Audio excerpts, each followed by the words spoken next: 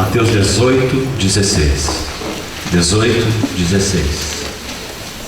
Vamos ler apenas a parte final. Para que, pelo depoimento de 2 ou 3 testemunhas, toda palavra se estabeleça. Vamos ainda à segunda epístola de Paulo aos Coríntios, capítulo 13, e também a parte final do verso 1. Por boca de 2 ou 3 testemunhas, toda questão será decidida. E ainda o último verso, no livro de Eclesiastes, Eclesiastes capítulo 4, versículo 12, também a última parte. O cordão de 3 dobras não se rebenta com facilidade. Vamos orar. Senhor, somos tão agradecidos por podermos nos reunir no Teu nome nessa manhã, nome que está acima de todo nome. Nós te rogamos que nos cubras com Teu nome vitorioso e promovas entre nós um ambiente genuinamente espiritual, no qual o Senhor mesmo possa passear e andar entre nós, ministrar aos nossos corações. Teu é o reino, o poder e a glória. Nos dispomos em Tuas mãos, Senhor. Esperamos na Tua graça, fidelidade, misericórdia e unção. Em nome do Senhor oramos. Amém. Nós lemos esses 3 versos porque vamos buscar hoje no Novo Testamento, de forma panorâmica, esse tríplice testemunho a respeito do eterno propósito de Deus. Para que o Espírito Santo deixasse firme qual é o eterno propósito de Deus, há, graças ao Senhor, um tríplice testemunho no Novo Testamento a respeito da abrangência e do significado desse sublime e eterno propósito.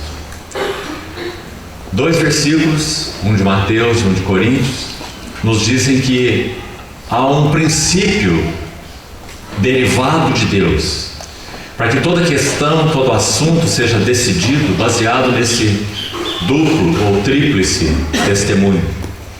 O livro de Eclesiastes enfatiza dizendo que um cordão de 3 dobras não se rebenta com facilidade.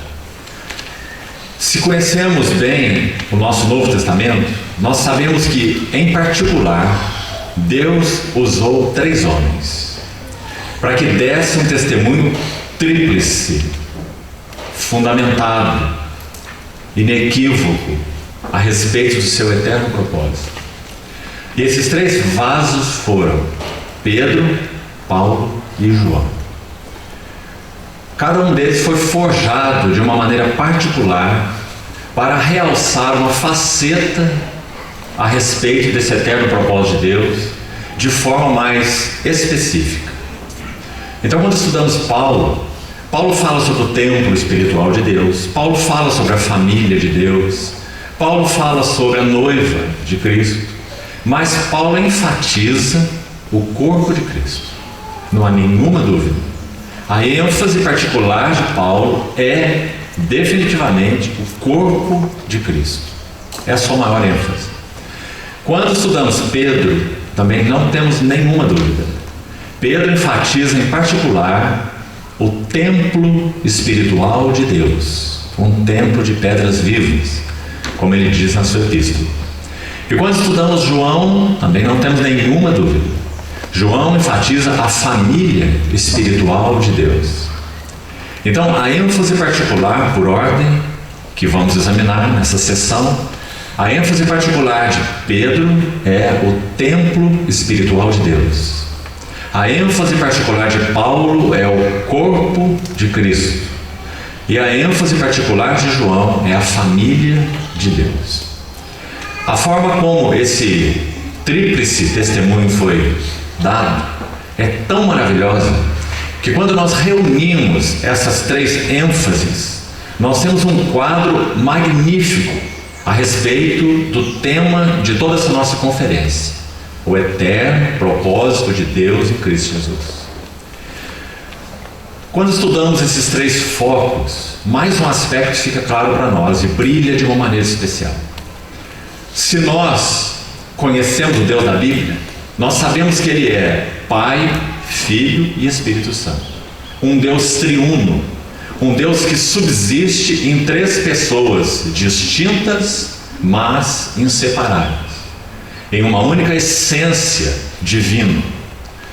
Quando no propósito eterno de Deus a ênfase de João é vista, então nós começamos com o Pai. Deus, o Pai, planejou desde a eternidade no seu coração em ter uma família de filhos, porque Ele é o Pai do Filho unigênito, que por meio do Filho unigênito planejou ter uma família de filhos iguais ao seu Filho unigênito. Então Ele fez o seu Filho unigênito o primogênito entre muitos irmãos. Então essa é a ênfase particular de João, e tem a ver em particular com a satisfação do coração de Deus o Pai. Aí vamos para o segundo aspecto. Também há necessidade da satisfação do coração de Deus o Filho. Então, para que o coração de Deus o Filho fosse satisfeito, Deus, em seu propósito eterno, planejou dar a ele um corpo, que também seria sua noiva. E através desse corpo, que é a ênfase particular de Paulo, o Filho poderia se unir eternamente e se expressar. Essa é a ênfase particular do corpo, expressão. E então o Filho estaria satisfeito. Mas ainda temos o Espírito Santo, que é Deus com Deus. Para a satisfação do Espírito Santo, pessoa divina, desde a eternidade Deus planejou que o Espírito Santo tivesse um templo espiritual de pedras vivas, no qual ele pudesse habitar.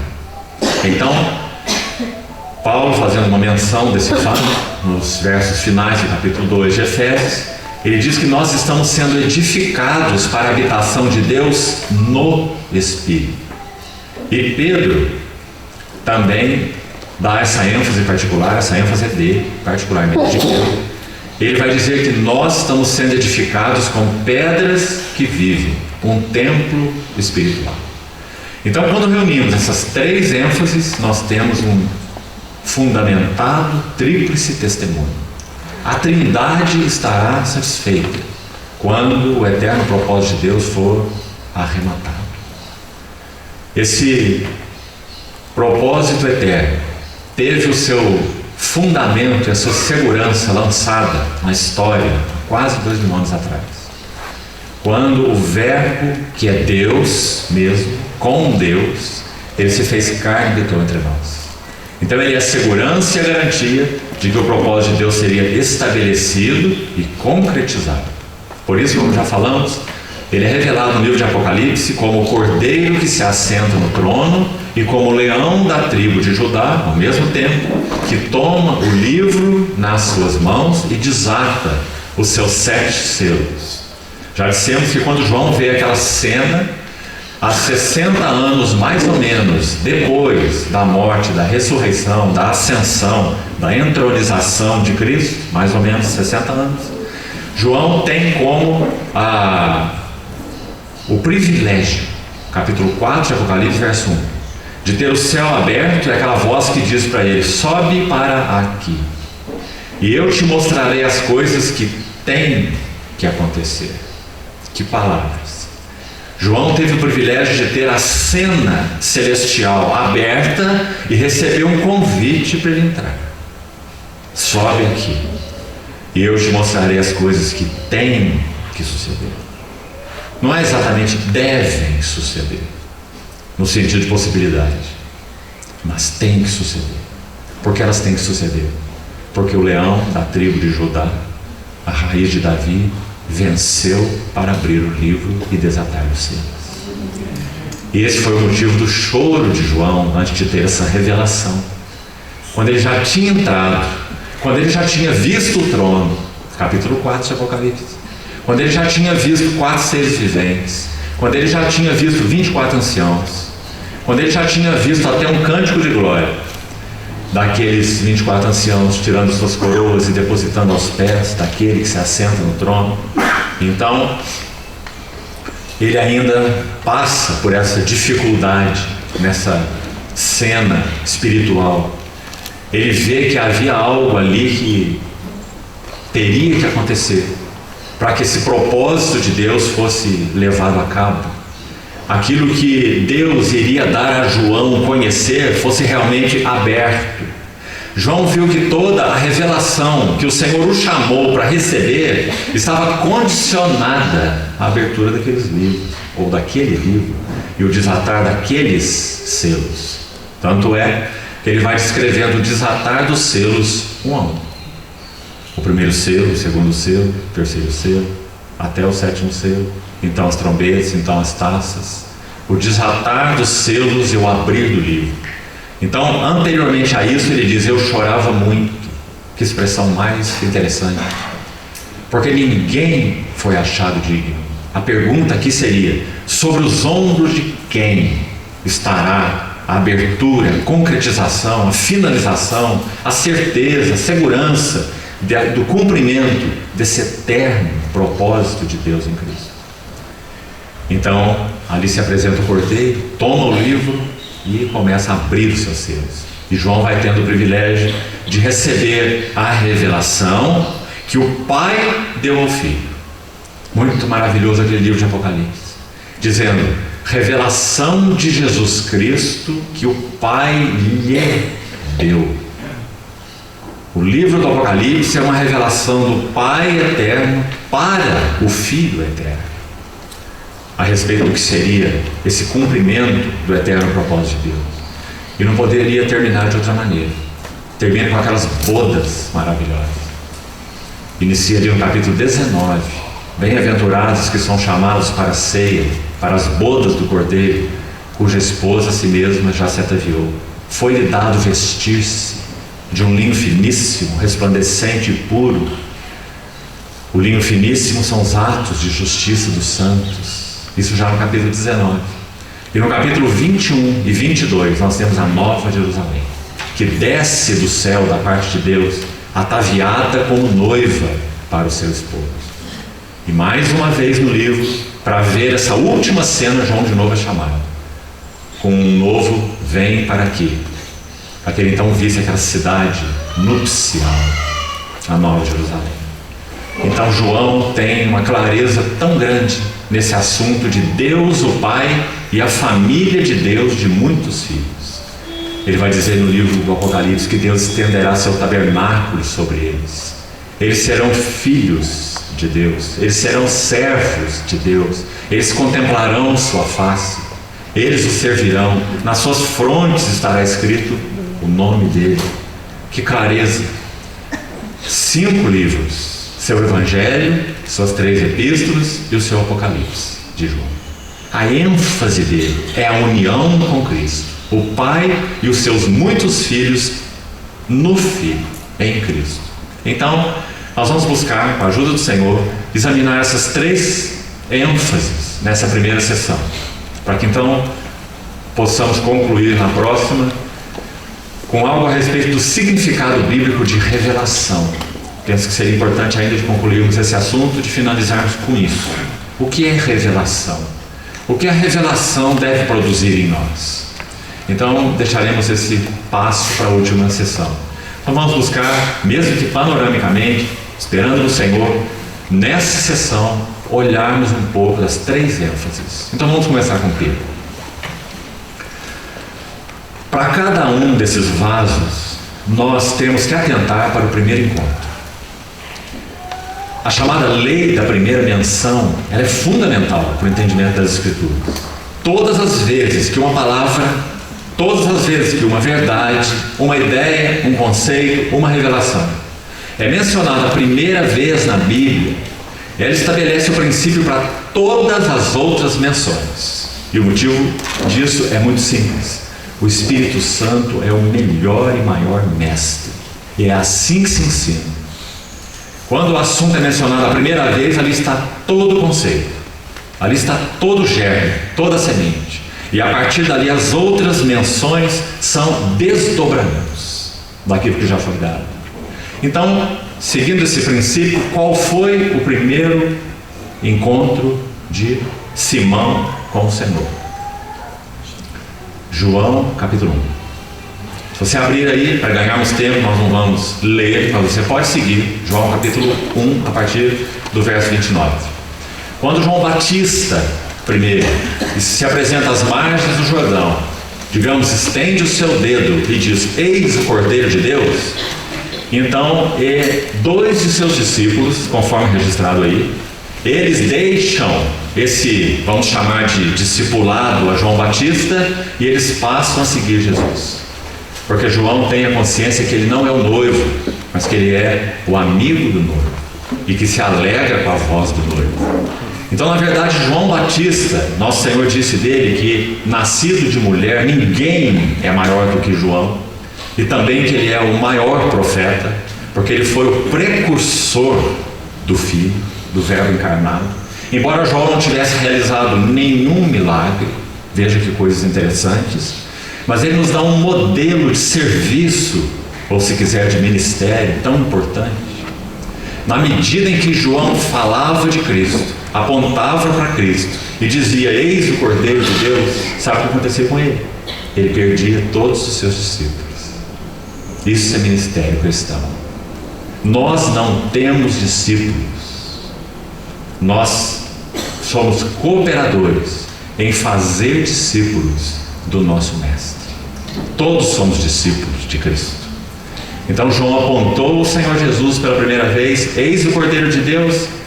Dois dos seus discípulos foram atrás dele.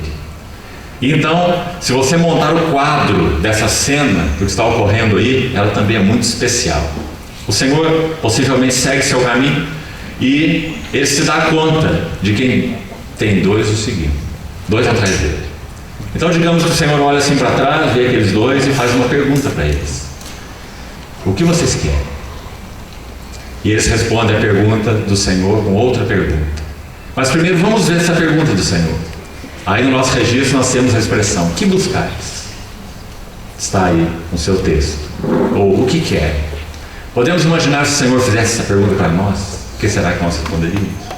Ah, Senhor, eu quero tanta coisa que não sei nem onde começar. Abençoa minha casa, minha vida, meu trabalho, meu filho, meu pai, meus negócios. O que queres? Que pergunta é essa, não é? Como as perguntas do Senhor são sondadoras, irmãos. Como Ele quer atingir o âmago do nosso coração. Ele quer saber o que está no nosso coração. Mas Ele já sabe, mas Ele quer saber. Quando Ele pergunta para Adão: onde estás? Você acha que Deus não sabia onde Adão estava, irmão? Ele quer que Adão veja sua própria condição e se exponha diante dele. Ah, se ele dissesse: Senhor, eu estou aqui, que horrível pecado eu cometi. Mas ele disse: Senhor, essa mulher que o Senhor me deu. Não foi assim? Então, quando o Senhor olhou para os seus discípulos e disse: o que queres? Eles responderam, graças ao Senhor, eles responderam de uma maneira eficiente. Eles responderam uma outra pergunta: onde moras? Em outras palavras, eles estão dizendo: queremos estar contigo, queremos a ti. Onde assistes? Então, nosso Senhor, vendo o que eles queriam, Ele consente com eles e diz assim: vinde e vede. Tão objetivo é nosso Senhor, né? Não tem nenhum discurso aqui. Vinde, vede. E o texto vai dizer: e foram com ele, sendo esta a hora, mais ou menos a hora 10ª. André, o irmão de Simão, era um dos discípulos que seguiu Jesus. O nome do outro foi omitido, porque é João. João omite o seu nome em todo o seu evangelho. Ele se chama de o outro discípulo, ou se chama de o discípulo a quem Jesus amava, omitindo seu nome. Então, esses dois discípulos de João Batista são André e João. Então é dito ainda aí no texto que André conduz o seu irmão Simão a Jesus. Esse é o primeiro encontro então. Aí chegamos. Quando Jesus olha para Simão, de novo, ele é tão direto, sem discursos, tão objetivo. Ele diz duas frases: tu és Simão, tu serás Cefas. Que maravilha, irmãos. Em germe, nesse primeiro encontro, tudo que Deus faria com Simão, tudo que o Senhor Jesus faria com Simão, já está explícito. Quanto a ti, Simão, tu és instável. Esse é o significado da palavra Simão. Tu és instável. Tu és temperamental. Tu és Simão. Mas tu serás Cefas. Tu serás uma pedra. Então o Senhor começa a trabalhar o Simão. E que trabalho! Nós gastaremos uma conferência para falar do trabalho do Senhor em Simão. Estude isso, irmão. Maravilhoso. Porque o discipulado de Simão Pedro é um paradigma. Tudo que o Senhor fez na vida de Simão Pedro segue o seu princípio por discipulado de todos nós. Ele quer conduzir todos nós do 10 ao 0. Foi o que ele fez com Pedro. Ele quer levar-nos a instâncias progressivas em que tudo que há no nosso coração vá sendo manifesto. 6 meses mais ou menos depois que Simão ouviu de Jesus: tu és Simão e tu serás Cefas, é que ele entra em um discipulado integral.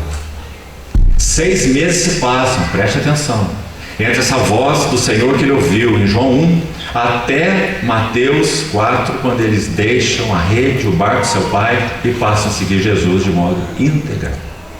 Ainda se passa 6 meses.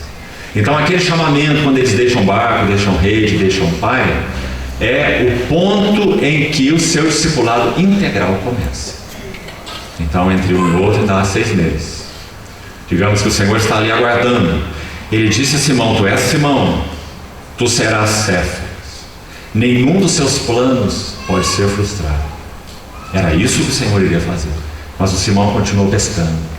O Simão continuou trabalhando. Até que 6 meses depois, de novo, o Senhor diz: vinde a mim, e eu vos farei pescadores de homens. Então ali inicia o discipulado integral. Logo depois nós temos a narrativa de Lucas 5, aquela chamada pesca maravilhosa. Quando eles entram naquele mar, não pescam nada, recebem uma ordem do Senhor para lançarem redes, no plural. Pedro deve ter pensado assim: nosso Senhor entende muito de almas, mas de peixes entendo eu. E não tem nenhum peixe nesse momento aqui. Então vamos jogar uma rede, só porque o mestre falou. Uma só basta. Mas ele mandou lançar redes no plural. Então ele lança a sua rede, o Simão, e aquela rede se enche de peixes e o barco quase vai a pique. E tem que chamar os sócios para ajudá-los a puxar aquela rede. Então ele chega na praia e se prostra diante do Senhor. E diz assim: retira-te de mim, porque eu sou um pecador. Como você lê essas palavras de Pedro? Na verdade, irmãos, Pedro está dizendo assim: Senhor, afasta-te de mim, mas não vai muito longe.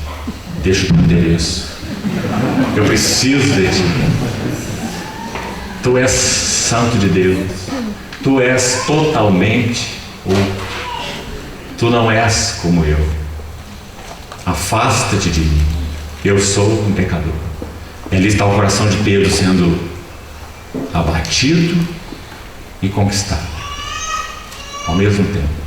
E assim o Senhor vai trabalhando esse Simão, e vai trabalhando, e vai trabalhando. E nós já vimos qual foi o estágio final. Quando nosso Senhor está proferindo seus últimos discursos, registrados por João, os discursos da sua intimidade, só João registra no cenáculo.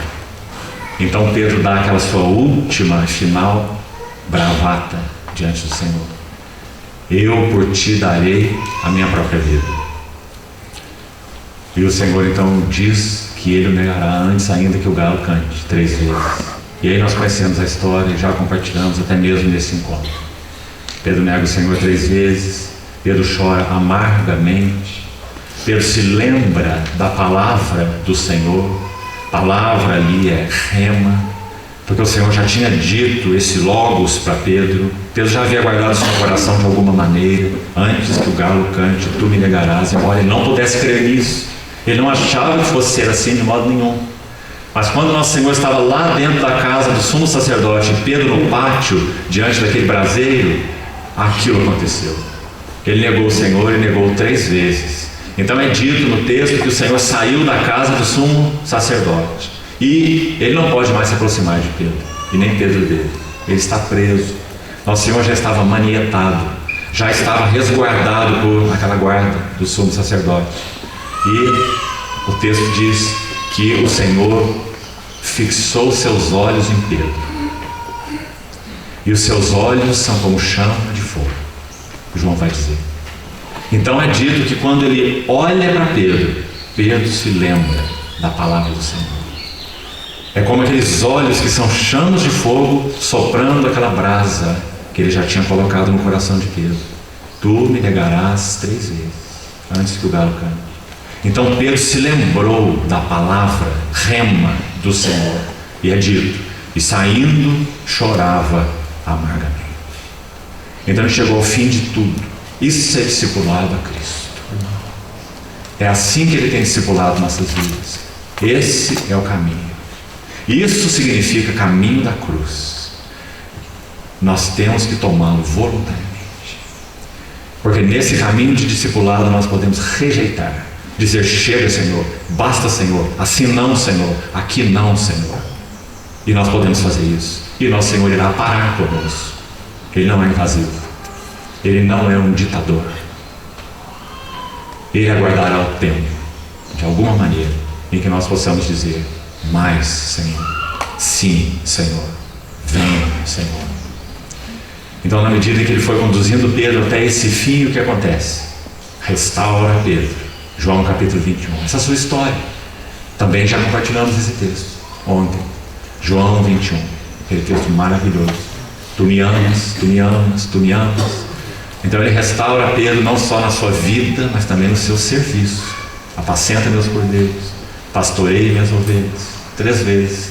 Então Pedro é forjado, porque o Senhor forja vasos. O motivo é a mensagem precisa ser adequada ao mensageiro e vice-versa. O mensageiro tem que ser adequado à mensagem. Do contrário, ele é um professor e não um servo do Senhor, não um escravo de Cristo. Há necessidade que o mensageiro seja adequado, forjado de acordo com a mensagem. Você lembra a história dos profetas no Velho Testamento? Quando eles de alguma maneira recebiam um encargo do Senhor, então aquele encargo trabalhava dentro deles. Achadas as tuas palavras, logo as comi. A minha boca era doce como mel, no meu ventre se tornou amargo como fel. O que significa isso? Encargo. Jeremias profetizou 40 anos sem nem um convertido, nenhum fruto de arrependimento, durante 40 anos. Um dos maiores profetas. O mensageiro tem que ser adequado à mensagem. Que o Senhor nos ajude a compreender essa lição. Amém. E isso ele fez com Pedro, com Simão Pedro. Então ele forjou esse vaso de uma maneira tão particular. Agora, no que concerne a sua mensagem, o que ele tem para nos dizer? Vamos de novo aos primórdios. Quando tudo fica claro para Simão Pedro, então ele vai começar a ser um cooperador, como vimos ontem. Deus chama cooperadores, embora pudesse fazer tudo só, mas ele assim não decidiu fazer com cooperadores, com conservos, privilégio eterno, sublime nosso. Então Pedro vai começar a sua cooperação no eterno propósito de Deus, porque o vaso está forjado.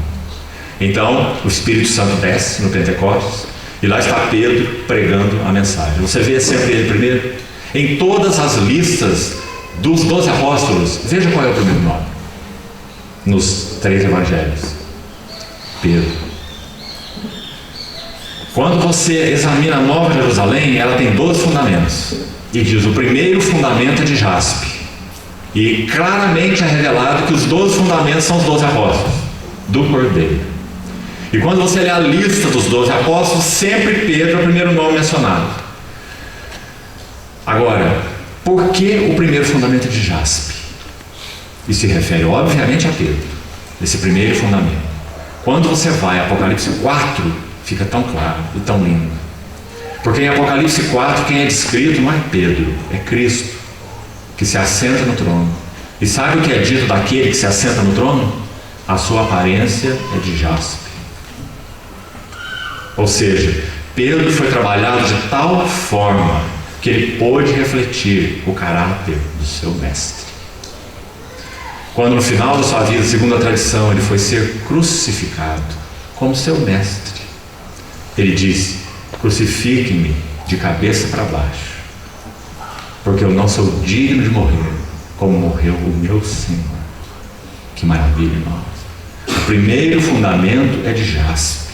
Quanto Cristo teve que trabalhar para fazer aquele caco de barro, para tornar aquele grafite opaco, fraco, em um diamante, jaspe.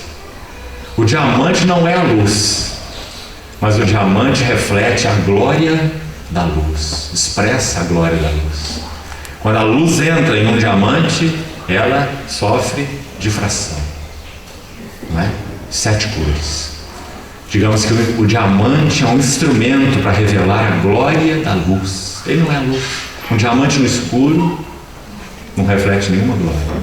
Mas quando a luz entra por ele tem a propriedade de revelar a glória da luz.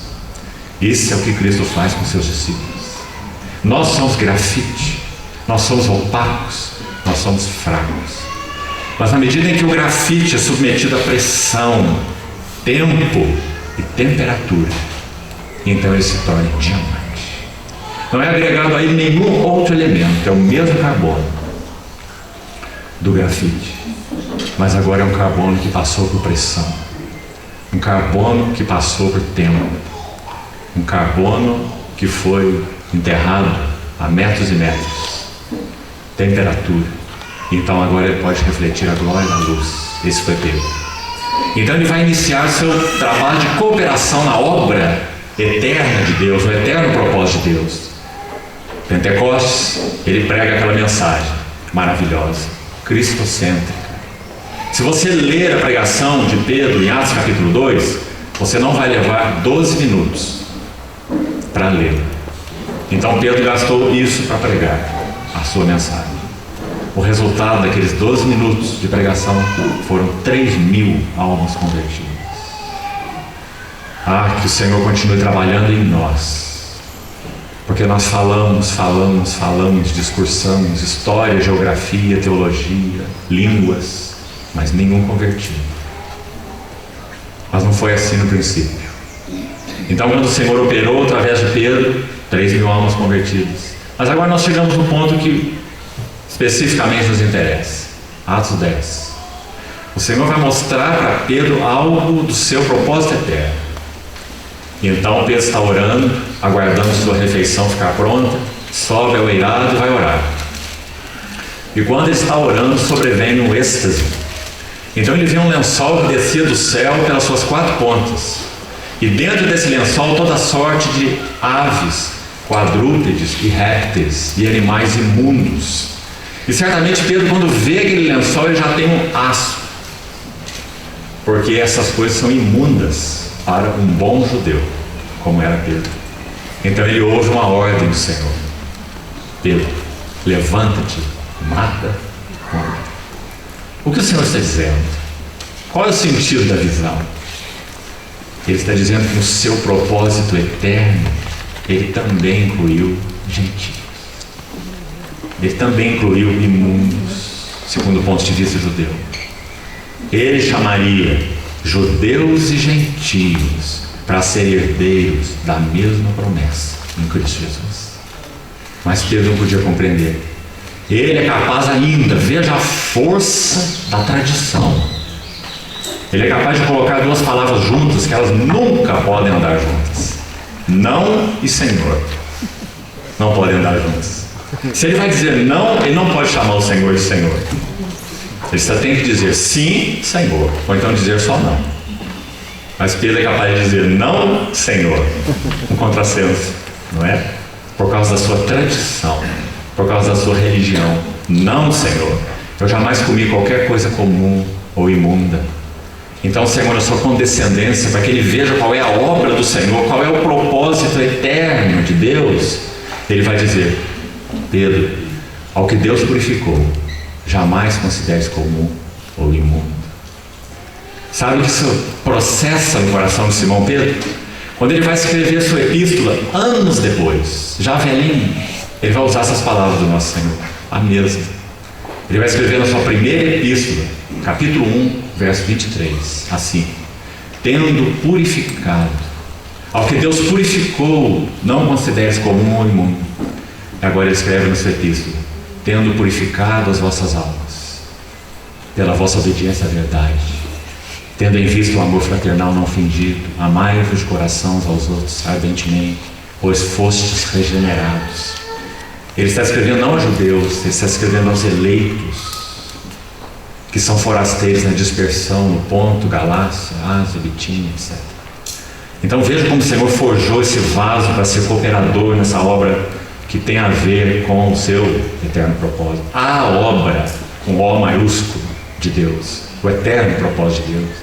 Então, finalizando, Pedro aqui, ele vai escrever a sua epístola. Agora um ancião. E ele vai dizer assim, 1 Pedro capítulo 2, versos 4 e 5. Chegando-vos para ele, a pedra que vive. Oh, como Pedro conhecia isso. Pedro sabe tão bem agora que ele é a rocha. Quando eles estavam indo para as bandas de Cesareia de Filipe, se você for lá, você vai ver que naquela região havia uma rocha imensa. Há uma rocha imensa. Possivelmente não tão clara hoje quanto era na época. E quando eles estavam passando por um determinado ponto do caminho em Cesareia de Filipe, Nosso Senhor para e faz um pequeno acampamento com seus discípulos. E faz assim, e pergunta assim: quem dizem os homens que eu sou? Ele ouve uma série de respostas. E depois ele faz a segunda pergunta: mas quem dizeis vós que eu sou? Então Pedro vai dizer: tu és o Cristo, o Filho do Deus vivo. Então ele vai ouvir do Senhor: e tu és Pedro, e sobre esta rocha, Petra, aquela grande rocha naquele caminho de Cesareia de Filipe, Nosso Senhor podia eventualmente apontar para ela: sobre esta rocha eu edificarei a minha igreja. E agora Pedro vai escrever na sua epístola: chegando-vos para ele, a rocha que vive, a pedra que vive, rejeitada sim pelos homens, mas para com Deus eleita e preciosa. Agora no verso 5, aí está a ênfase dele.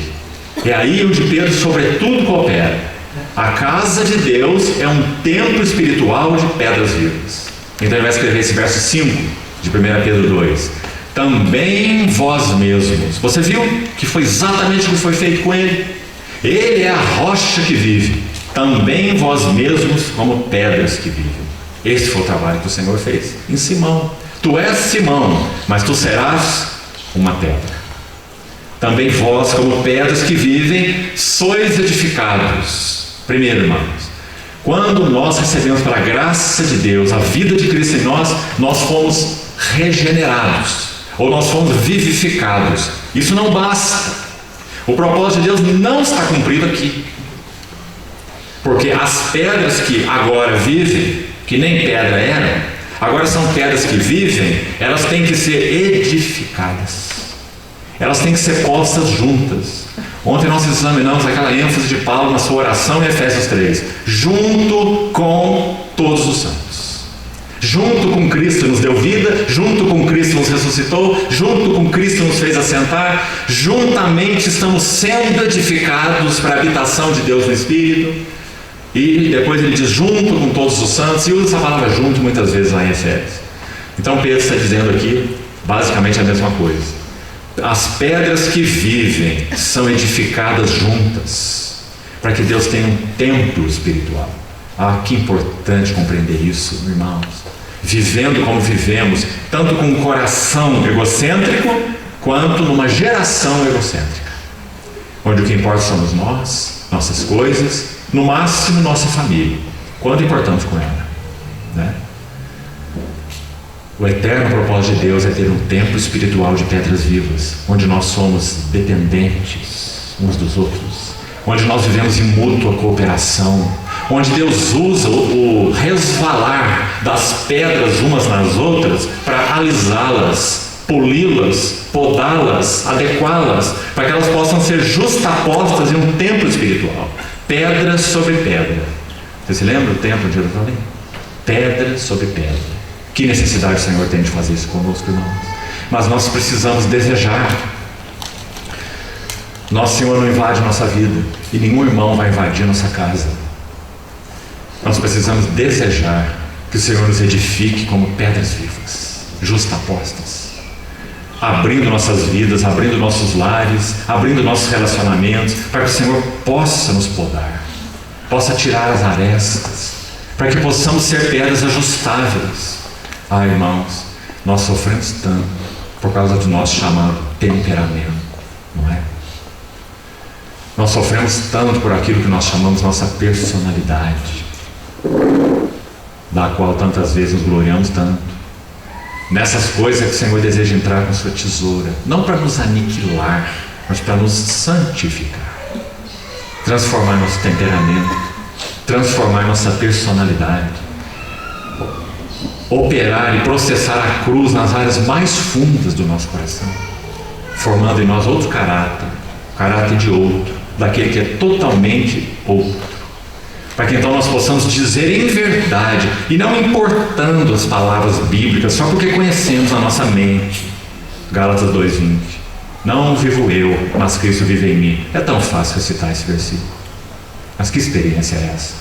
Não vivo eu, não mais eu, meu temperamento, meus gostos, simpatias, antipatias. Não vivo eu, mas Cristo vive em mim. Isso é o trabalho da cruz. Esse é o resultado do trabalho da cruz. Então foi isso que o Senhor fez com Pedro. Pedras que vivem ajustadas. Quando Jeremias lamenta pela destruição do templo de Jerusalém, diz de novo a história, a tradição, que há uma grande possibilidade de Jeremias estar vendo Jerusalém queimar de cima, numa caverna no Gólgota. Então Jeremias, vendo aquela cidade queimar, ele lamenta por muitas coisas. As mulheres estavam comendo os seus filhos assados no fogo, descrito no livro de Lamentações, está lá. As mulheres cozeram seus filhos, porque Jerusalém foi sitiada. Você vê a condição que chegou o povo de Deus, por infidelidade a Deus. Então, uma das coisas que Jeremias lamenta, sabe qual é? Como estão espalhadas pelas esquinas de todas as ruas as pedras do santuário. Que lamentação é essa, irmão? As pedras do santuário foram escolhidas, foram separadas, foram cortadas lá da pederneira, você se lembra? Para que não houvesse barulho na edificação da casa de Deus. As pedras eram cortadas lá e trabalhadas lá. E quando elas eram trazidas para o templo, elas já estavam próprias. Que figura interessante do trabalhar de Deus em nós. Então essas pedras agora estavam espalhadas pelas esquinas de todas as ruas. Isso tem muito a nos falar na nossa realidade atual como igreja. Será que o Espírito Santo tem trabalhado a cruz em nós de tal maneira que nós não somos pedras independentes? Não somos pedras isoladas? Nós estamos sendo edificados? Nós temos vivido uma vida mútua com nossos irmãos? Nós temos servido nossos irmãos? Temos sido servidos por nossos irmãos? Temos experimentado a cruz nos nossos relacionamentos? Esse é o caminho da edificação do templo espiritual de Deus, que responde ao eterno propósito de Deus, particularmente na visão de Pedro. Então vós mesmos, como pedras que vivem, 1 Pedro 2,5, sois edificados uma casa espiritual, mas veja que ainda não terminou. Edificados casa espiritual para quê? A casa é o propósito em si? Não. Para oferecerdes sacrifícios espirituais agradáveis a Deus por meio de Jesus Cristo nosso Senhor. Não é maravilhoso? Pedro, ao mesmo tempo, nesse versículo, está mencionando o templo e o sacerdócio, no mesmo versículo, dizendo que nós somos o templo e nós somos os sacerdotes. Quando Zorobabel voltou, ele edifica o templo. A obra paralisa, já fomos lembrados aqui, paralisa aqueles 15 anos, depois retoma mais 5 anos, conclui o templo, total 20 anos. Desde a vinda até a conclusão da edificação do templo. O templo está pronto, mas o sacerdócio é fraco. Então, 58 anos depois, Deus envia Esdras. E Esdras resgata a palavra de Deus. E resgata o sacerdócio para Deus. Ele próprio é um sacerdote. Então agora o serviço da casa é fortalecido. Você vê que linda figura? O que o Senhor busca na sua casa? Um templo espiritual de pedras vivas justapostas para que tenha um serviço espiritual agradável a Deus. Um ministério espiritual. Oferecendo sacrifícios espirituais. Então a nossa adoração é outra. Porque o templo espiritual de pedras vivas está sendo edificado. Porque o serviço espiritual está sendo fortalecido. Então a nossa adoração é outra. Então o partir do pão é outro. Então o nosso reunir é outro. Porque há esse precedente, esse antecedente. Compreendeu?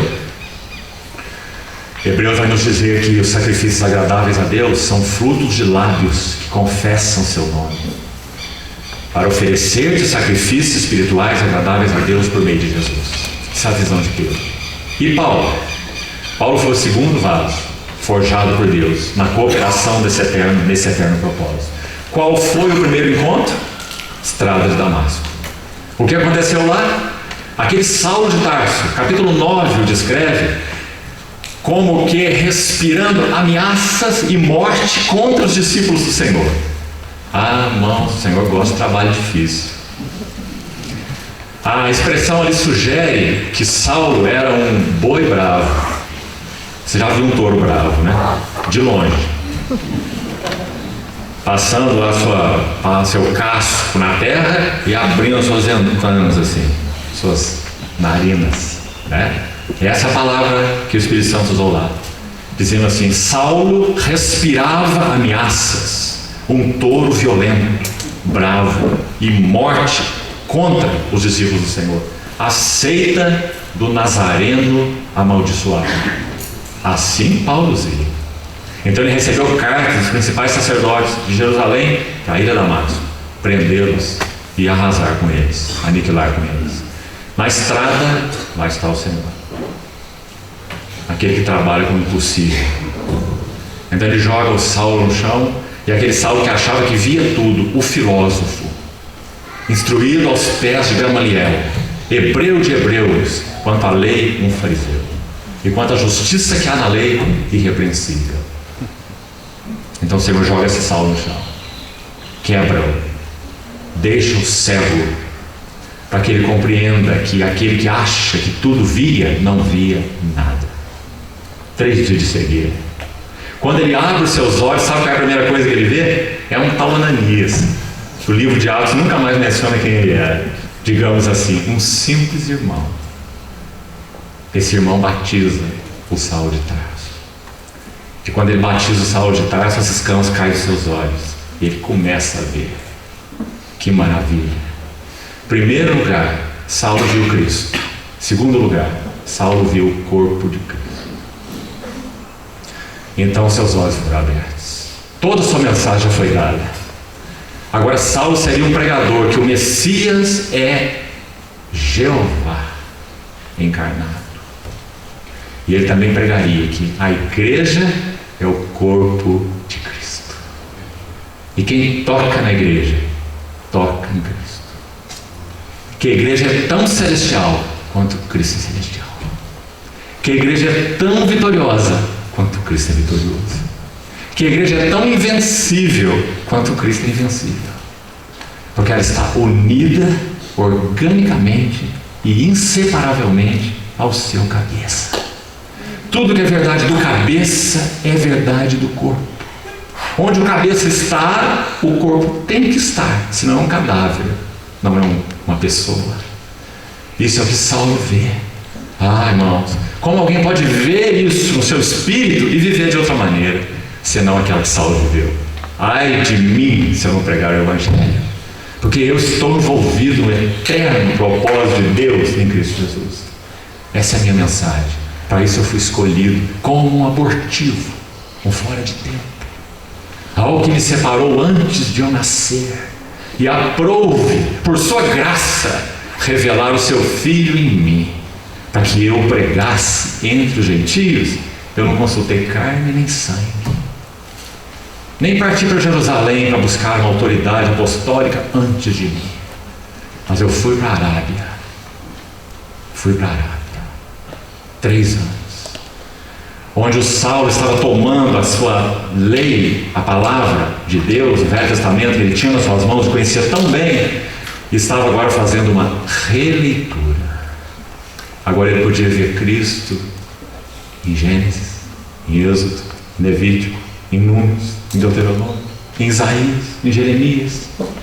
E ele vai encher de Cristo as suas cartas, mostrando que um menino nos nasceu, um filho se nos deu, o governo está sobre seus ombros, e o seu nome será maravilhoso, Conselheiro, Deus forte, Pai da eternidade, o Príncipe da paz. Então ali estava agora o Paulo, fazendo a leitura, a releitura de todo o seu Velho Testamento, à luz da revelação de Cristo e da igreja. Então o que ele tem para nos dizer? Grande é esse mistério, mas eu me refiro a Cristo e a igreja. Essa é a ênfase de Paulo. Não é maravilhoso, irmão? Então, Deus forjou o vaso Saulo de Tarso para nos dar a ênfase neste fato que a igreja é corpo de Cristo. Vamos ler só um versículo dele e vamos seguir para João e terminarmos então essa sessão. Abre em 1 Coríntios capítulo 12. 1 Coríntios 12. Veja o verso 27. Ora, vós sois corpo de Cristo. Quando Paulo fala isso, irmãos, ele está pondo numa frase toda a sua visão. Ora, vós sois corpo de Cristo e individualmente membros desse corpo. Corpo de Cristo e membros desse corpo. Agora presta atenção na maneira de ele colocar isso em Romanos. Romanos capítulo 12. Abra por favor mais esse texto. Veja o que diz o verso 5. Assim também nós, conquanto muitos, somos um só corpo em Cristo. Essa é sempre a ênfase dele, a ênfase principal. Vós sois, ou somos, um só corpo em Cristo, e agora escute, e membros uns dos outros. Que linda frase!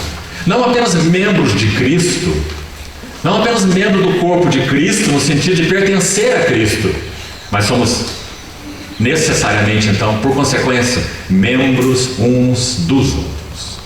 Então sim, ele vai poder dizer lá de novo em 1 Coríntios 12, por isso quando um membro sofre, todos sofrem com ele. Quando um deles é honrado, com ele todos se regozijam. Esse é o corpo de Cristo.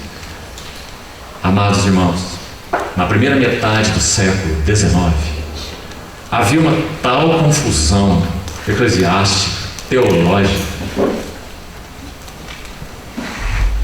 imoralidade, uma condição de vida tão abaixo do chamamento de Deus, exatamente igual aos nossos dias, primeira metade do século XIX, e ali o Senhor, por sua graça, mais uma vez, visitou a sua igreja. E quando ele visitou a sua igreja, alguns vasos foram forjados de uma maneira muito particular. Dentre eles, John Nelson Darby.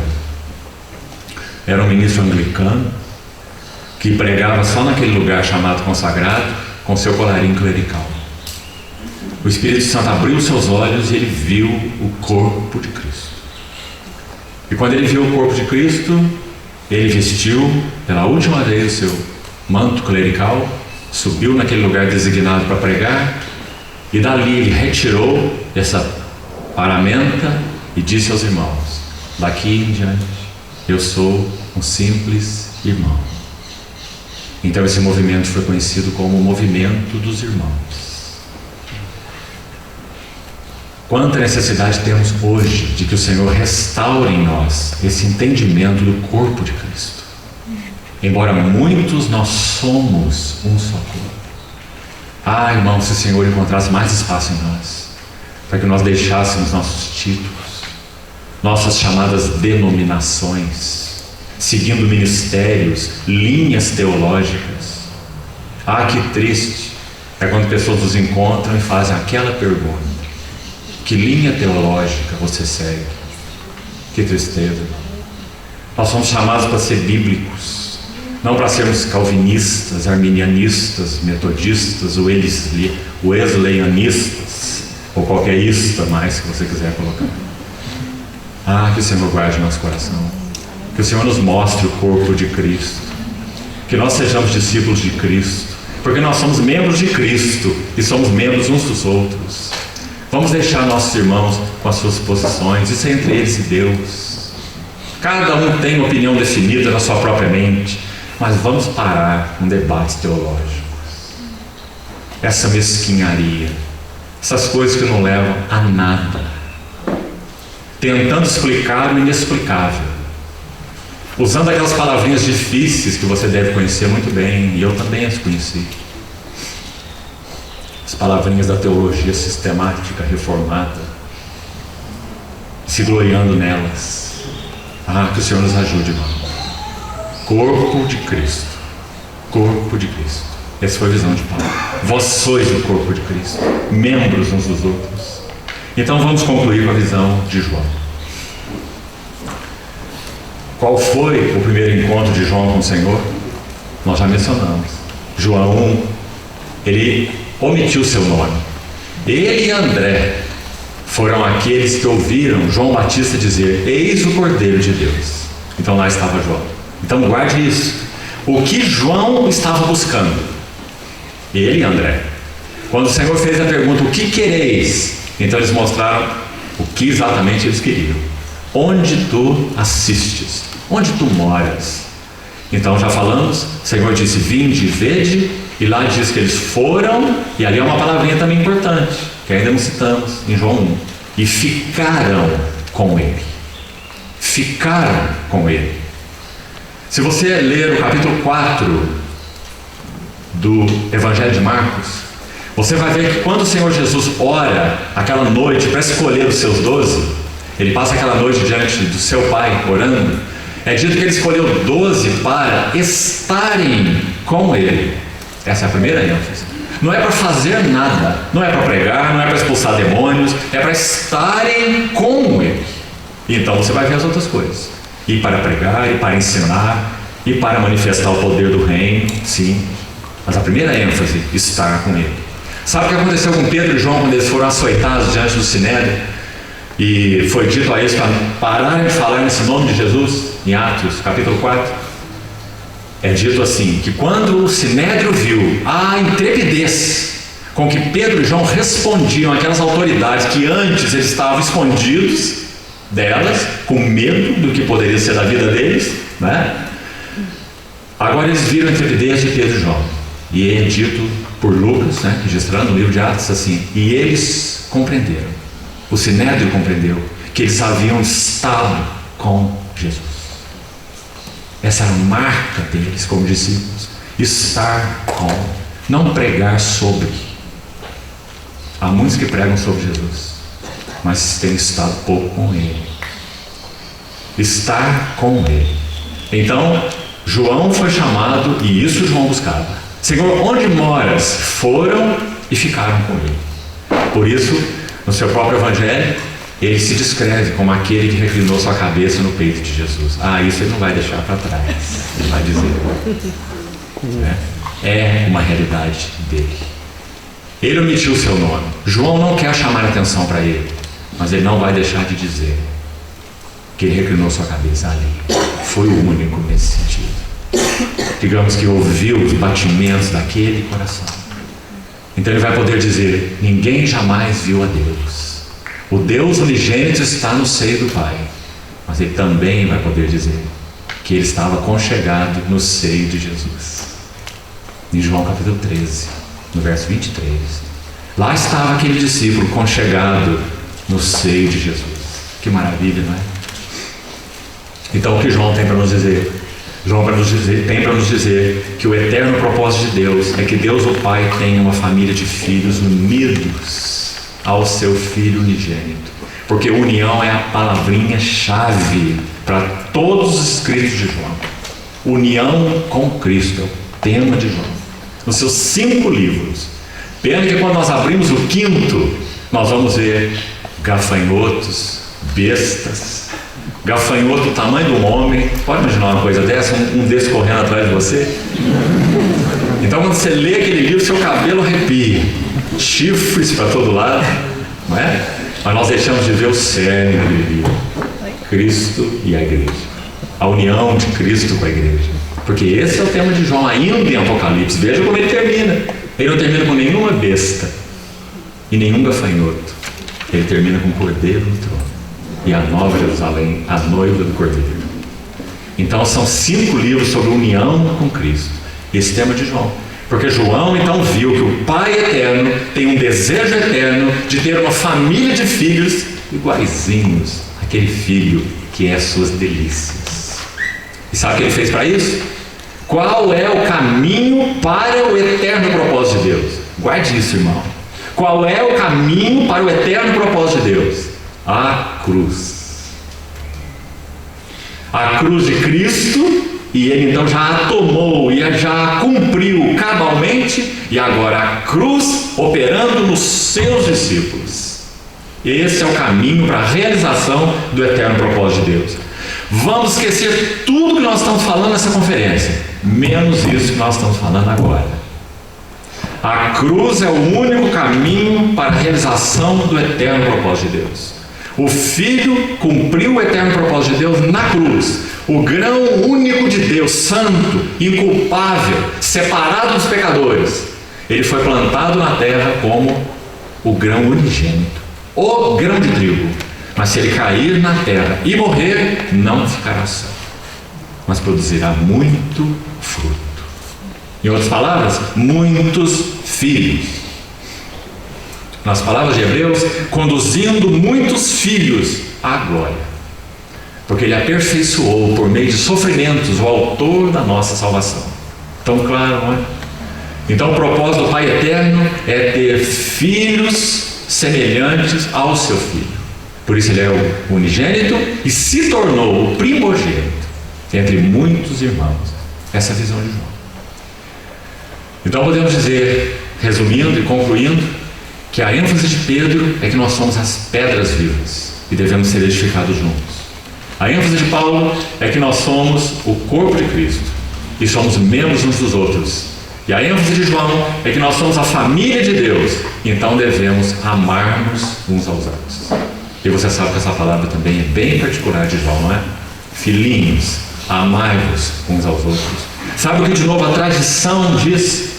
Que João provavelmente morreu em Éfeso. Partiu para o Senhor de Éfeso, com mais de 90 anos de idade. E quando ele era levado à reunião dos irmãos e alguma palavra era pedida a João que desse aos irmãos, sabe o que ele dizia?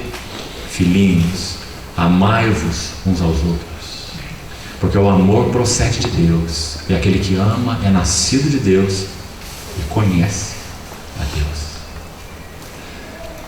O Pai busca uma família de filhos semelhantes ao seu Filho unigênito, para que ele seja o primogênito entre muitos irmãos. Quando João dizia essas palavras, ele estava repetindo as palavras do seu mestre. João 13, 34. Novo mandamento eu vos dou, que vos ameis uns aos outros, assim como eu vos amei. Porque esse mandamento era novo. Na lei já dizia: amarás o teu próximo como a ti mesmo. O mandamento do Senhor é novo porque essa agora não é a medida. Você não vai amar o seu próximo como você ama você. Essa já é uma grande medida, porque nós nos amamos demais. Então, se amar o nosso próximo como nós amamos a nós, você já vai receber boas coisas. Mas o Senhor elevou o padrão e disse: amarás ou amai-vos uns aos outros como eu vos amei. O Senhor amou-nos mais do que amou a si. Porque se Ele amasse a si mais do que a nós, Ele nunca teria submetido à cruz. Amai-vos uns aos outros, como eu vos amei. Novo mandamento eu vos dou. E nisto é que conhecerão todos que sois os meus discípulos. Em outras palavras, Ele está dizendo: essa é a marca. Porque se vocês profetizam, é em parte. Se vocês conhecem, é em parte. Se vocês têm dons, é em parte. Mas eu passo a mostrar-vos um caminho sobremodo excelente. Ainda que eu fale língua de homens e de anjos, se não tiver amor, nada serei. Um símbolo que soa, um sino que retine. O eterno propósito de Deus tem essas três facetas. Então que o Senhor, mais uma vez, amados irmãos, nos ajude a apreendê-lo por revelação, não intelectualmente, para que vejamos qual é o eterno propósito de Deus em Cristo. Esse é o eterno propósito de Deus em Cristo. E qual é o caminho para ele? A cruz. O grão de trigo foi plantado, produziu já muito fruto, mas resta algo. Agora os seus discípulos têm que dizer: quero andar, conhecer, seguir no caminho da cruz, negando a mim mesmo, tomando a cruz e seguindo o meu Senhor. À medida que formos fazendo isso, vamos sendo transformados de glória em glória na sua própria imagem. Que o Senhor continue então falando nos nossos corações. Vamos fazer aqui esse intervalo. Então, diante do Senhor, esperamos sua graça para termos essa última sessão e concluir. Vamos orar mais uma vez. Senhor, muito obrigado, porque o Senhor deixou nas tuas escrituras esse tríplice testemunho.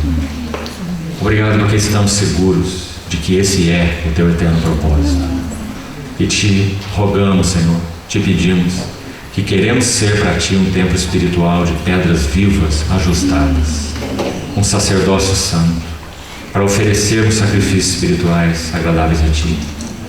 Também te pedimos que nos abra os olhos para vermos que somos teu corpo, membros teus e membros uns dos outros. Ajuda-nos a amar-nos uns aos outros. Ajuda-nos a cuidar-nos uns dos outros. Também, Senhor, assim, nos ajuda e nos ensina a viver como família tua. Ajuda-nos para que nossos laços entre nós sejam muito superiores a laços carnais. Sabemos que daqui em diante a ninguém conhecemos segundo a carne. Ajuda-nos, Senhor, a vivermos como verdadeiramente tua família. Senhor, purifica-nos. Senhor, ajusta-nos, alinha-nos, nós te pedimos. Confiamos em ti, Senhor, que antes de tua vinda gloriosa, o Senhor, por tua graça, terá na terra um remanescente fiel, que testemunha do valor e do significado desse teu eterno propósito. Por isso, Senhor, continua nos explicando espiritualmente o significado dele. Confiamos-nos a ti, em nome de Jesus.